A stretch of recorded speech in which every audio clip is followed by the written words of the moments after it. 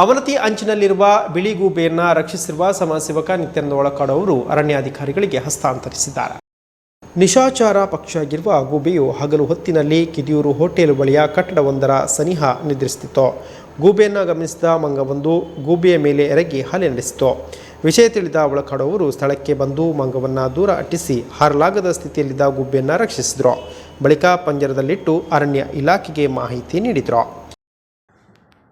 ಅದಕ್ಕೆ ನಾನು ಮತ್ತೆ ಇಲ್ಲಿ ಯಾರು ಕೊಂಡೋಗ್ತಾರೆ ಅಂತ ಕಥೆ ಎಲ್ಲ ಗೊತ್ತಿಲ್ಲ, ಒಂಚೂರು ಕೇಳಿ. ಆಗ್ತದೆ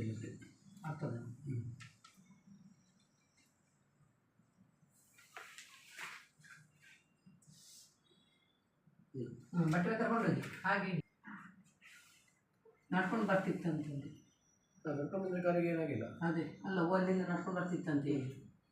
ಅದಕ್ಕೆ ಆಡ್ಲಿಕ್ಕೆ ಆಗುದಿಲ್ಲ, ಇವತ್ತು ರಾತ್ರಿ ಸಹ ಹೋಗ್ತಾ ಇರಲಿ.